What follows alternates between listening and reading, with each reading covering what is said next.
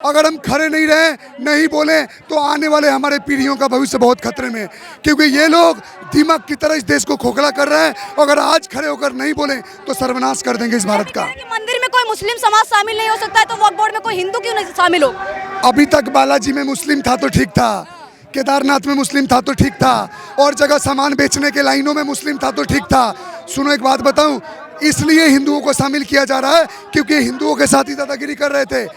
अब सुनो वक्फ बोर्ड का एक डेंजर पॉइंट, अगर कोई भी जमीन, अगर मान लो आपने वक्फ बोर्ड को दान नहीं किया है, एक मस्जिद के बगल में मान लो आपका जमीन है, और वो जमीन अगर आपने बोल दिया कि ये लो भैया भाईचारा निभाने में 2-4 साल यूज करो, अगर कोई ज़मीन लंबे टाइम तक अगर इनके धर्म में यूज हो रही है और भले वो आपको है, तो फिर भी वक्फ बोर्ड आपसे छीन लेगा, भले ही आपके पास कागज हो।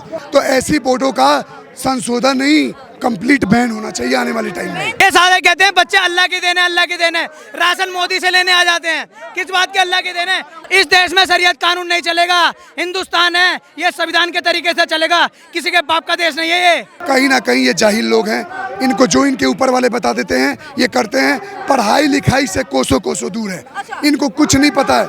हमसे बात करो ना, अभी तक उनके लोग क्या बात बोल रहे थे, मैं आपको खुला चैलेंज दे रहा हूँ, आप वक्फ बोर्ड पे कुछ भी पूछो, वो नहीं बोल रहे थे, हमसे पूछो, आप पूछो, मैं यही खड़ा हूँ, आप पूछो। डॉक्टर साहब, सरकार के लिए चुनौतियां होने वाली, क्योंकि ये लोग कह रहे हैं कि हम विरोध प्रदर्शन करेंगे, भारी विरोध प्रदर्शन करेंगे, सरकार को बिल वापस लेना पड़ेगा। सुनो एक मिनट भाई, ये बिल ना, ये कोई किसान बिल नहीं है। और बात करिए आप चुनौतियों का ना, तो सरकार देश के बाहरी चुनौतियों को देखे, इन चूतियों को हम देख लेंगे। ठीक है, ठीक है, एक मिनट, ये जो कुर्बानी भी दे देंगे, हम रोडों पे उतरेंगे, कुर्बानी की मैं बताऊंगा जी, रोडा पे उतरेंगे, कुर्बानी किसकी देने की बात कर रहे हैं नेता?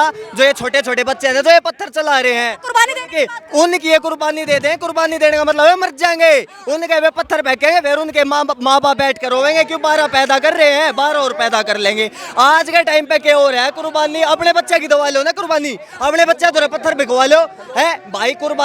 कुर्बानी आसानी से ना दी जाती, ठीक है। हर शाहीन बाग वाला टाइम पुराना था, हर आज का हिंदुस्तान पुराना है। उस टाइम पे है ना, दिल्ली सरकार ने फंडिंग करी थी, हर दिल्ली के अंदर सरकार बदल चुकी है, हिंदुओं की सोच बदल चुकी है। ये इतने कट्टर हिंदू भाई जितने भी खड़े हैं ना, आपस में लड़ना छोड़ गए, इन बस एक मकसद बना लिया। लाइव दिखाओ, एक आदमी गोरखपुर से आया है ताकि समर्थन बिना टिकट के, तो ये वो जागृति है कि आज सुनो, अब मैं कैमरामैन एक बात बोलना चाहूंगा आपको, ये कौन सी ऐसी चीज है जो इतने दूर दूर से लोगों को जंतर मंतर पे ला रहा है? ये वो लोग हैं जिनको पता चल चुका है कि अगर आज हम खड़े नहीं रहे, एक मिनट, अगर हम खड़े नहीं रहे, नहीं बोले, तो आने वाले हमारे पीढ़ियों का भविष्य बहुत खतरे में है, क्योंकि ये लोग दिमाग की तरह इस देश को खोखला कर रहे हैं। अगर आज खड़े होकर नहीं बोले तो सर्वनाश कर देंगे इस भारत का। मंदिर में कोई मुस्लिम समाज शामिल नहीं हो सकता है, तो वक्फ बोर्ड में कोई हिंदू क्यों नहीं शामिल हो? अभी तक बालाजी में मुस्लिम था तो ठीक था, केदारनाथ में मुस्लिम था तो ठीक था, और जगह सामान बेचने के लाइनों में मुस्लिम था तो ठीक था। सुनो एक बात बताऊं, इसलिए हिंदुओं को शामिल किया जा रहा है क्योंकि हिंदुओं के साथ ही दादागिरी कर रहे थे।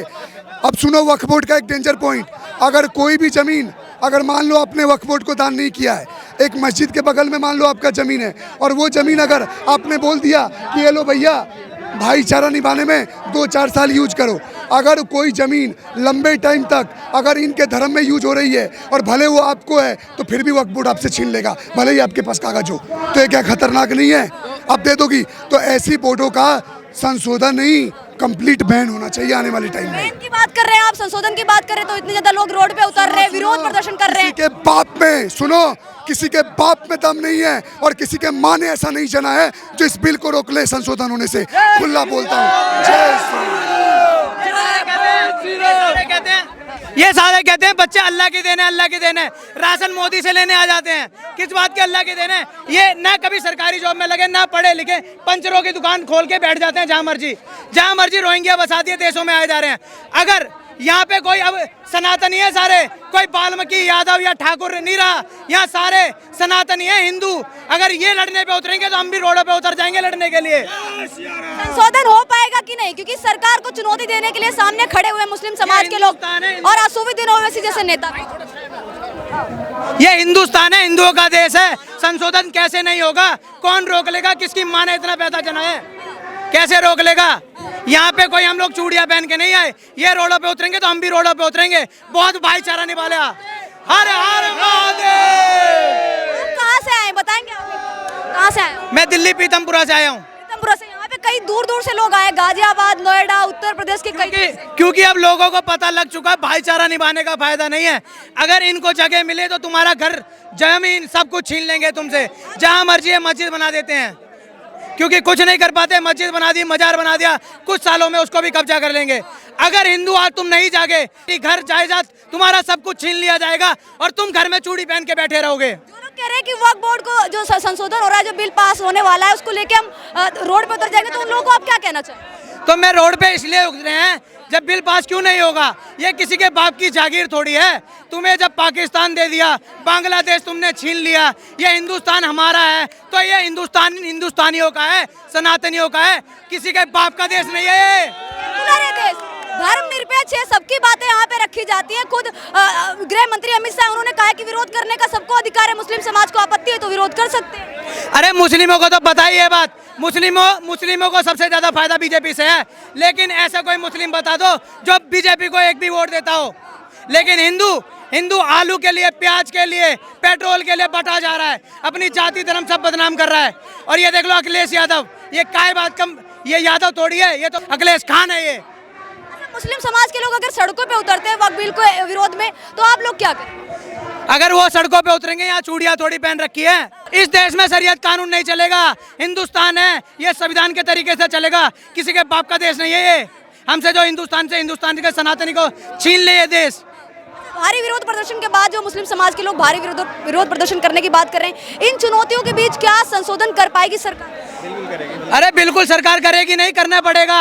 ये 100 करोड़ की आबादी है हिंदुओं की। अगर हिंदू एकजुट हो गया, अपनी पे आ गया, मैं कह रहा हूँ 100 हिंदुओं के बीच में 10 मुस्लिम बड़े प्यार से रह रहे हैं, और जहाँ 10 मुस्लिम है वहाँ पे एक हिंदू टिक नहीं सकता। मैं बता देता हूँ, सच्चाई बता रहा हूँ, इनका बहुत बड़ा षड्यंत्र है हिंदुओं के खिलाफ। मस्जिदों में आप बगैर सूचना के, बगैर इंफॉर्मेशन के एक छापा मार दो तो 80% मदरसे, मस्जिद और इनके घरों में हथियार मिलेंगे हिंदुओं के खिलाफ मारने के लिए। जहाँ पे खाली जमीन मिलती है वो कब्जा कैसे करना है, रातों रात मजार कैसे बनती है, ये इनका पूरा षड्यंत्र होता है। लोग कहते हैं कि हम लोग शांति से जीना चाहते हैं, हम लोग शांति से काम करते हैं, रहना चाहते हैं, लेकिन सरकार कोई ना कोई ऐसी नीति लेके आती है जिससे हमें आघात होती है, हमारी भावनाओं को ठेस पहुंचती है। हमारे 3 तलाक में भी शरीयत में दखल अंदाजी कर रहे हैं, वक्फ बोर्ड में संशोधन करके हमारी शरीयत में दखल अंदाजी कर रही है सरकार। हम ये कतई बर्दाश्त नहीं करेंगे। पहले मैं बता दूं कि शांति से जीने वाली ये कौम नहीं है। हम इस कौम को मानव नहीं मानते हैं। ये कौम राक्षस है, जो एक जैसे समुद्र में बड़ी मछलियाँ छोटी मछली को खा जाती हैं, उसी तरीके से ये पूरी दुनिया में अपने मुसलमान के अलावा जितनी भी कौमें हैं, ये सबको खा जाना चाहती है। समुद्र के उत्तर दिशा की ओर से और हिमालय से दक्षिण दिशा की ओर से पूरे धरती पर हिंदू फैला हुआ था। जब से ये कौम पैदा हुई तब से हिंदू हर सिटी से, हर देश से खत्म होता जा रहा। थाईलैंड, तुर्की, इंडोनेशिया, पाकिस्तान, बांग्लादेश, बर्मा, ये कहाँ गया हिंदू? सबको खा गए।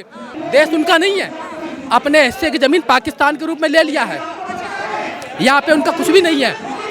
उनको एक ही रास्ता है, हिंदू तभी सुरक्षित रहेगा, एक है मुसलमान को या तो पाकिस्तान भेजो या फिर एक हिस्सा भारत का और कटे, तो यहाँ पे चुन चुन के मुसलमानों को एक जगह राज्य बना के रखा जाए, क्योंकि राक्षस और मानव एक साथ नहीं रह सकते हैं।